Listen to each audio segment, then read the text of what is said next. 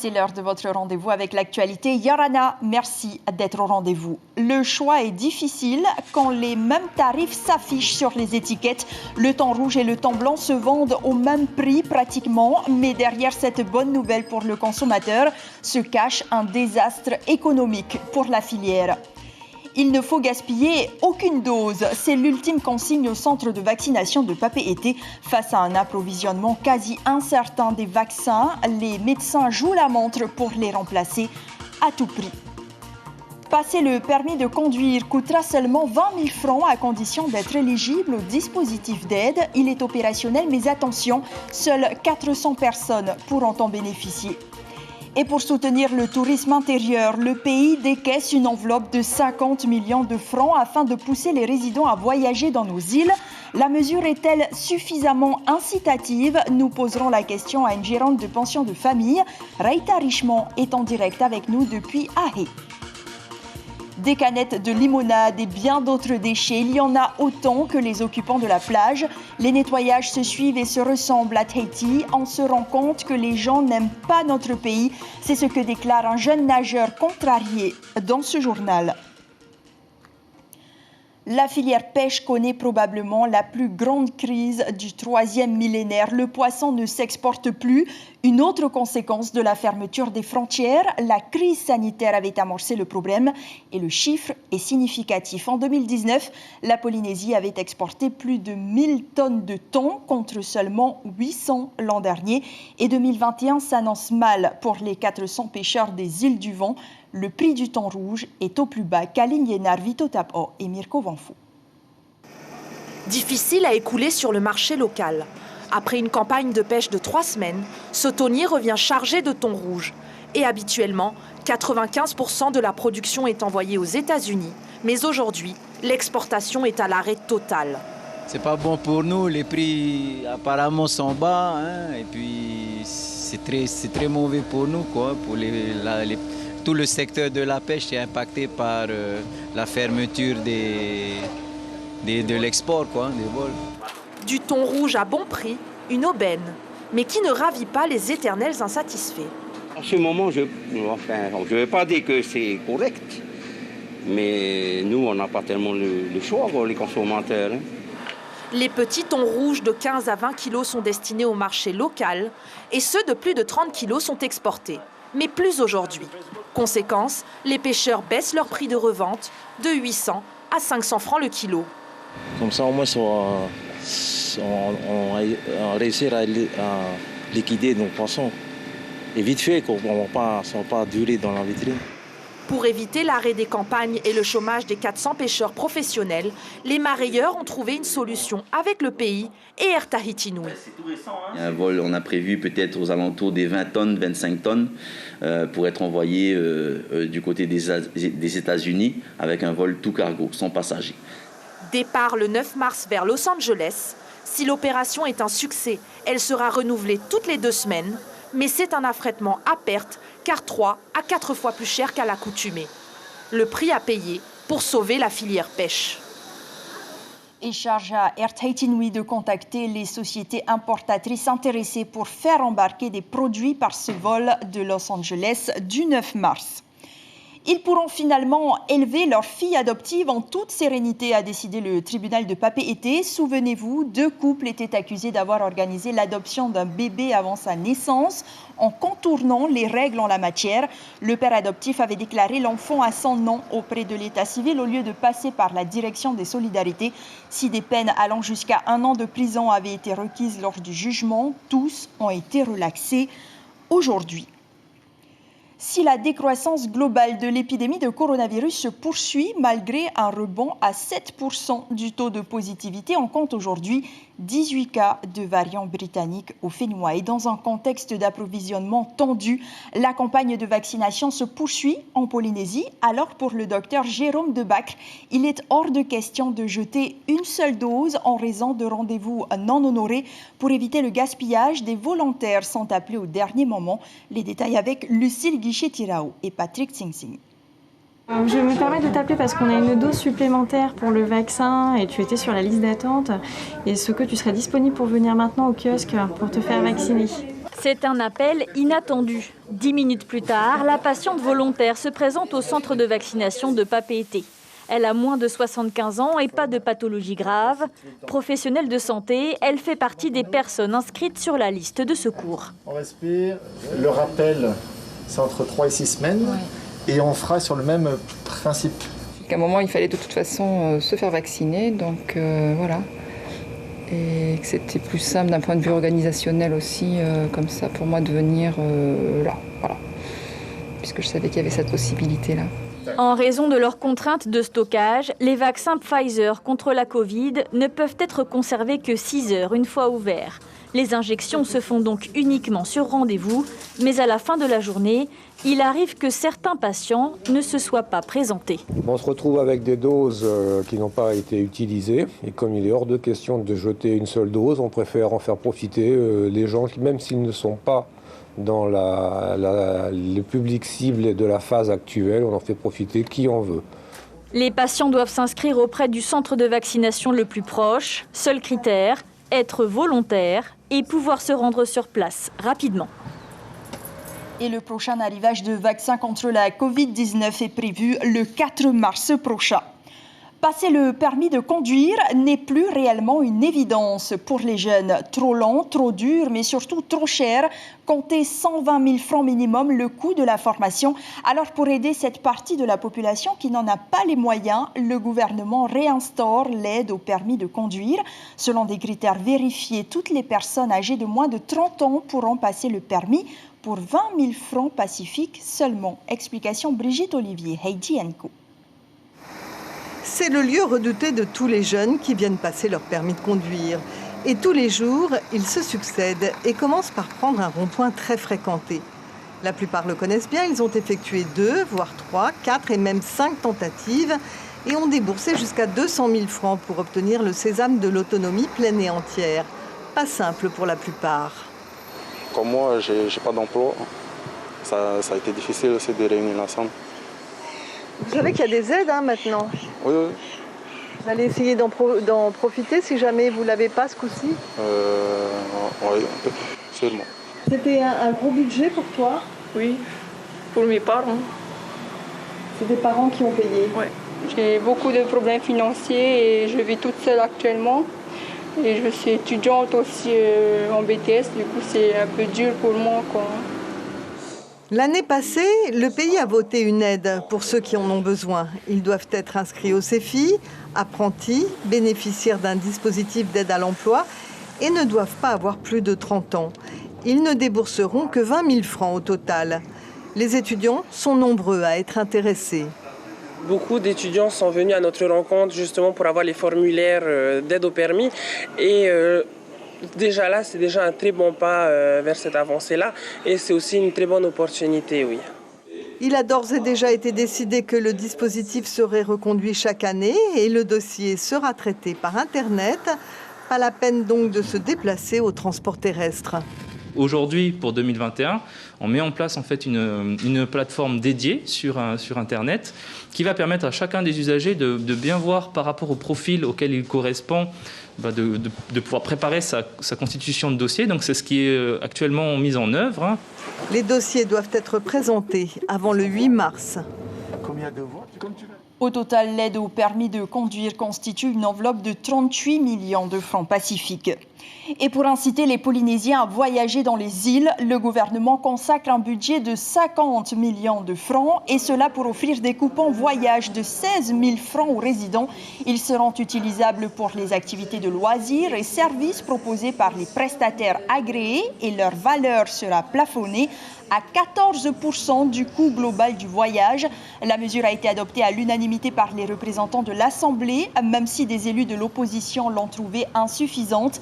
Elle a été applaudie par la majorité car elle permettra d'apporter un souffle d'air, nous dit le maire de Makemo, Félix Tokorangi, au micro de Patrick Tsingsing. Ça permet de découvrir nos îles et puis on sait très bien depuis un an, on a des difficultés dans le tourisme et certains de nos pensions de famille vont très mal. Et ce dispositif permettra d'apporter un souffle d'air pour ces populations et surtout ces entreprises dans les îles. Cette mesure sera effective dès publication au journal officiel. Elle est valable jusqu'au 31 décembre. Est-ce qu'elle permettra réellement d'apporter un souffle d'air aux prestataires dans les îles? Nous accueillons Reita Richemont, propriétaire d'une pension à Ahé. Reita Yorana, merci d'être en direct avec nous. Alors dites-nous, comment accueillez-vous ce nouveau dispositif? Oui, bonsoir. Très bien, on est bien contents. Donc, ça peut aider plusieurs pensions de famille qui me concernent également. Ici, sur Ahé, on est 2 pensions et donc, voilà, si toutefois on a nos résidents qui souhaiteraient visiter nos îles, on est là. Alors, à titre d'exemple, pour Ahé, pour 2 personnes, il faut compter plus de 96 000 francs pour les billets d'avion, plus environ 40 000 pour 3 nuits dans une pension. L'aide atteint environ 14% du prix total du séjour. Est-ce que, selon vous, cette mesure est suffisamment incitative? Je pense qu'il faut prendre ce qu'on donne aujourd'hui. Les temps sont difficiles pour tout le monde, que ce soit nous, les pensions de famille, et également pour nos résidents, certains résidents sur Tahiti, parce qu'il y en a qui ont, le salaire a été diminué, il y en a qui ont perdu leur emploi. Donc voilà, je pense qu'aujourd'hui, il faut essayer de prendre pour tout le monde que cette aide puisse être apportée. Alors, elle sera disponible jusqu'au 31 décembre dans la limite du crédit disponible, évidemment. Est-ce que vous pensez qu'elle pourra bénéficier à toute la population? Si on veut voyager, il ne faut pas attendre, il faut y aller de suite et puis il faut déjà organiser vos voyages, je pense. Alors pour vous, par exemple, comment s'est déroulé le dernier salon du tourisme? Est-ce que ce dispositif aussi a été essentiel pour votre pension? C'était bien, oui. Je trouve que là, cette fois-ci, j'ai pu mieux vendre que la première fois. Donc, c'était en septembre l'année dernière. Et cette fois-ci, je pense que les gens, ils ont vu un petit peu comment ça se passait. Et donc, voilà, ils ont appelé les pensions, ils m'ont appelé moi. Et en même temps, ils ont vu auprès de RTT pour la disponibilité. Merci beaucoup, Reita Richemont, d'avoir été en direct avec nous depuis Ahé et bien sûr d'avoir répondu à nos questions ce soir. Merci et bonne soirée. Nana. Et c'est une compétition qui fera du bien aux prestataires touristiques de Rangiroa. La Air Tahiti Airoa Horwe se tient la semaine prochaine. Lionel Teihotu, le président de la Fédération tahitienne de surf, sera l'invité café de votre matinale radio demain matin. C'est la promesse d'un emploi stable. Les 40 Polynésiens sélectionnés pour intégrer l'école de gendarmerie de Rochefort ont signé leur contrat aujourd'hui. Une nouvelle vie, une nouvelle opportunité d'avenir pour ces jeunes gens dont certains sont partagés entre joie et tristesse. Écoutez ces réactions recueillies par Gilles Tautou et Mirko Vonfo. J'appréhende un peu, c'est genre entre oui et non oui parce que c'est quand même un projet d'avenir et non, j'ai pas envie de me séparer de ma famille. Tu as de la famille qui est déjà dans le métier? Oui, j'ai une tante. Une tante de gendarme? Oui, c'est ça. C'est elle qui t'a poussé suivre Oui, son quand même. C'est un exemple pour moi. Un peu triste de quitter la famille, mais le fait de faire ce métier, c'est déjà super. Et le fait de partir et ne pas revenir, ça va, ça ne me dérange pas. Je suis heureuse. Pour moi, pour ma famille, c'est une nouvelle vie pour nous et puis c'est pour un meilleur avenir. Ces jeunes gens quitteront le pays demain soir pour rejoindre la métropole. Et en ce jeudi de vacances, l'association Project Rescue a mobilisé les membres du club Imua Natation pour nettoyer les plages. Et pour les motiver, 2 invités de marque, l'humoriste Florent Père et le chanteur Eto, très investis pour la protection de l'environnement, avec Chiquita Teiva Daruzes et Teiva Ribi. À quelques pas seulement des surfeurs de Ahonu, des petites mains s'activent à ramasser et à trier canettes, morceaux de verre et autres déchets. Attention emballage. Ces volontaires sont des nageurs d'une école de natation, mais aujourd'hui, c'est à leur fénois qu'ils dédient leur temps. C'est vrai qu'il y a beaucoup de personnes qui viennent, ils consomment des trucs et ils jettent les déchets, genre emballage, bouteilles, etc. Donc on vient pour essayer de nettoyer un peu.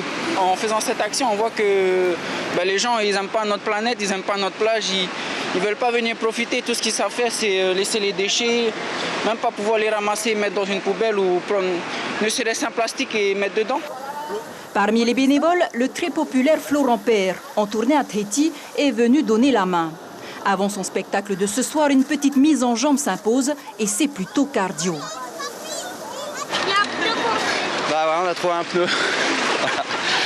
Normalement on cherche des coquillages, mais là on cherche des pneus. Bon, enfin on trouve des pneus en tout cas.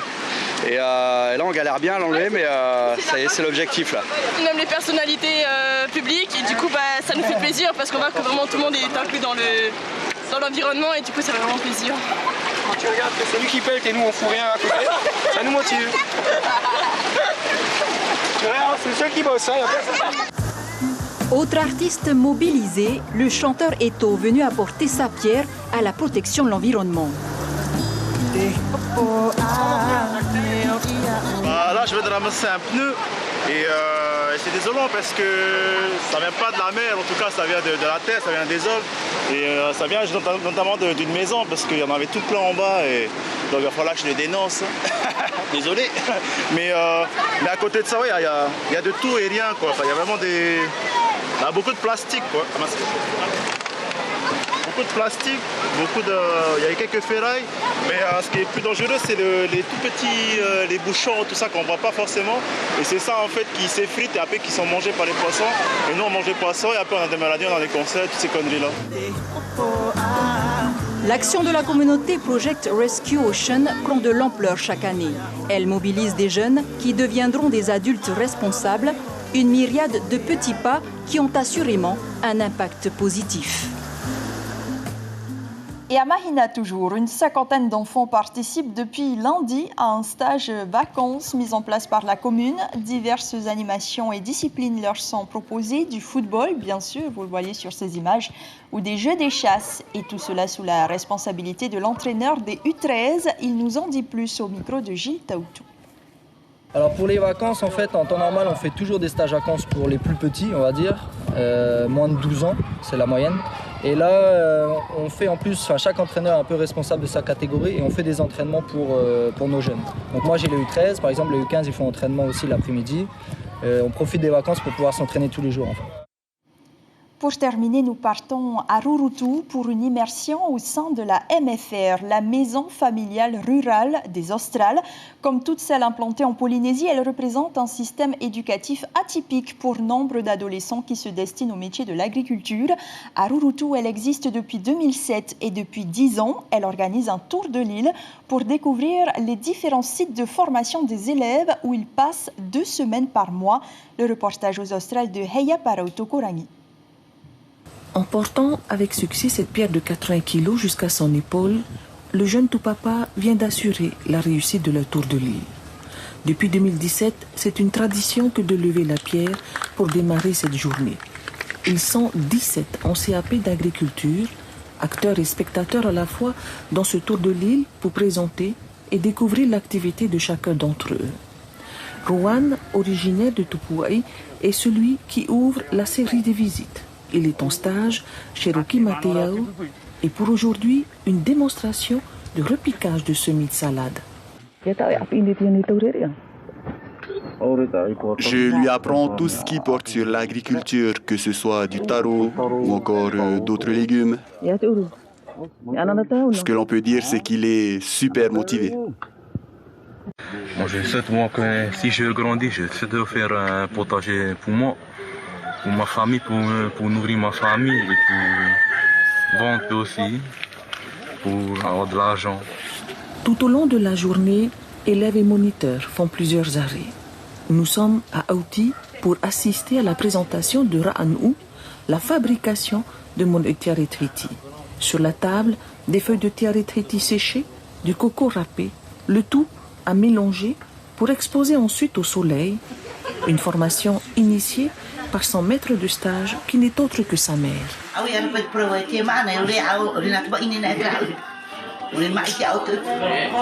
Les activités sont nombreuses, en agriculture en grande partie, mais quelques-uns se sont formés à la mécanique, à l'entretien d'un bassin d'eau ou encore à l'élevage de porcs des opportunités d'avenir pour ces jeunes en CAP. C'est la fin de ce journal. Voici l'information principale retenue pour ce soir. La filière pêche connaît probablement la plus grande crise du 3e millénaire. Le poisson ne s'exporte plus, une autre conséquence de la fermeture des frontières. La crise sanitaire avait amorcé le problème. En 2019, la Polynésie avait exporté plus de 1000 tonnes de thon contre seulement 800 l'an dernier. Et 2021 s'annonce mal pour les 400 pêcheurs des îles du Vent. Le prix du thon rouge est au plus bas. Il est vendu à 500 francs le kilo par les marailleurs. À la une de vos journaux demain, la dépêche de Tahiti titre sur Sébastien Lecornu, ministre des Outre-mer, qui déclare « Tenir ensemble quelques mois encore ». Et le magazine Tahiti Pacifique nous plonge dans l'enfer de l'ICE. Merci de rester fidèle à votre chaîne publique. Demain, Brigitte Olivier présentera vos journaux télévisés. Je vous souhaite un très bon week-end. Portez-vous bien.